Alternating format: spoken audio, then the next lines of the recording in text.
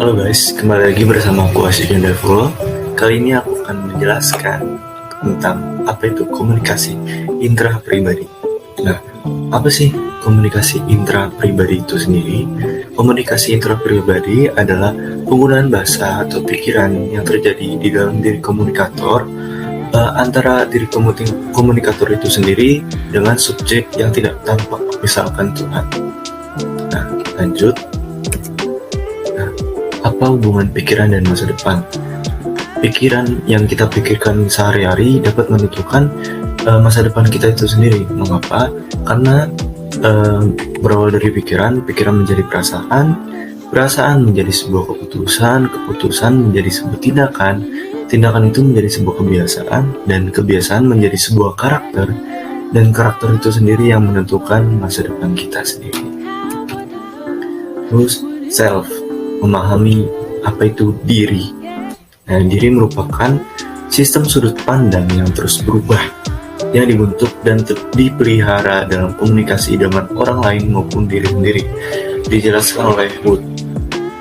Terus, diri ini bukan bawaan dari lahir, namun berkembang karena komunikasi dan partisipasi dengan dunia sosial. Selanjutnya pembentuk konsep diri. Nah, pembentuk konsep diri ini ada 4 hal. Yang pertama, komunikasi dengan anggota keluarga atau other image. Yang kedua itu komunikasi dengan teman sebaya, social comparison. Yang ketiga itu komunikasi dengan masyarakat, cultural teaching. Yang terakhir, yang keempat, komunikasi dengan diri sendiri atau sugesti atau your interpretation and evaluation. Yang pertama ada other image. Other image ini terdapat 3 hal yang dapat dilakukan. Yang pertama itu ada direct definition atau definisi langsung. Biasanya itu komunikasi dilakukan secara eksplisit atau langsung, yang memberitahu kita itu siapa dan memberikan label kepada diri kita sendiri dan perilaku kita. Yang kedua ada identity script atau naskah identitas. Nah, maksudnya itu apa sih? Nah, maksudnya itu aturan bagaimana kita seharusnya hidup dan seharusnya menjadi. Ini dijelaskan oleh Verne pada tahun 1964 dan Harris pada tahun 1969. Terus yang ketiga ada attachment style atau gaya keterikatan. Biasanya ini dipengaruhi oleh pola kepengasuhan yang mengajarkan kita siapa orang lain dan bagaimana menghubungkan diri kita dengan orang lain. Terus pembentuk diri yang kedua itu adalah social comparison. Nah, ini tuh membandingkan diri kita sendiri dengan orang lain untuk membentuk penilaian tentang bakat, daya tarik, kemampuan, keterampilan, kepemimpinan kita dan seterusnya. Dijelaskan oleh Stapel dan Brenton dari tahun 2000. Nah, perbandingan sosial ini bisa dilakukan dengan 2 cara. Yang pertama itu membandingkan persamaan dan perbedaan. Terus yang kedua itu membandingkan kemampuan atau mengukur diri. Terus yang ketiga ada cultural teachings. Nah, masyarakat dan budaya itu yang dianutnya mengajarkan kepada individu apa yang pantas atau tidak pantas, baik atau buruk, benar atau tidaknya, benar atau salahnya. Terus masyarakat barat dan timur ini memiliki nilai-nilai yang berbeda pastinya. Terus yang terakhir ada your interpretation and evaluation, komunikasi tentang diri sendiri atau sugesti. Nah, ini proses bagaimana seseorang bertindak sesuai dengan bagaimana dia persepsi dirinya sendiri. Kadang kita sering menginternalisasi perspektif orang lain. Karena itu kita bisa memberikan label kepada diri kita sendiri seperti apa yang mereka lakukan, kemudian bertindak untuk memenuhi label tersebut. Nah, jika konsep diri kita kuat, maka kita dapat menggambarkan sejumlah keterampilan, pengetahuan, kompetensi, dan karakter pribadi, serta berpikir positif tentang perspektif diri kita sendiri. Terus, jika konsep diri kita lemah, kita itu tidak dapat menggambarkan keterampilan, kemampuan, pengetahuan, kompetensi, atau karakter pribadi yang kita miliki.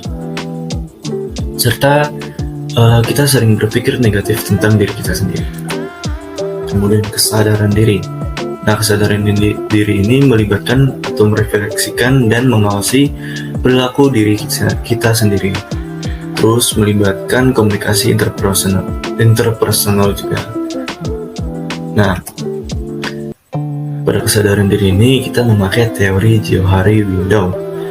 Itu ada 4 bidang. Yang pertama, open area. Open area ini adalah informasi tentang diri kita sendiri yang kita ketahui dan orang lain ketahui.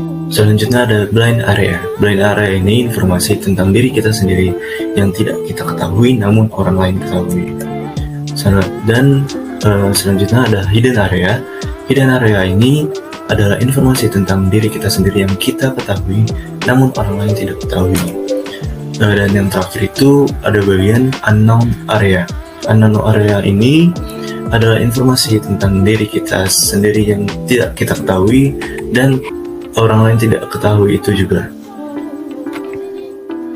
Nah, untuk yang ideal dari teori Johari Window ini adalah jika jendela open semakin besar sementara jendela yang lain semakin kecil, serta orang yang memiliki jendela open semakin besar berarti semakin sedikit kemungkinan untuk untuk stres, menanggung rasa bersalah, menyimpan trauma, dendam atau rahasia.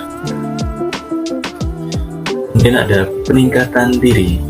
Nah, di sini tuh kita harus menjadi atau being adalah istilah yang digunakan untuk merujuk pada proses peningkatan diri. Nah, di sini terdapat beberapa prinsip untuk peningkatan diri kita. Yang pertama itu komitmen kuat untuk memperbaiki diri kita. Gimana caranya kita memperbaiki diri untuk menjadi lebih baik lagi. Terus yang kedua, dapatkan pengetahuan sebagai dasar perubahan personal. Kita harus mencari tahu nih, apa sih cara-cara untuk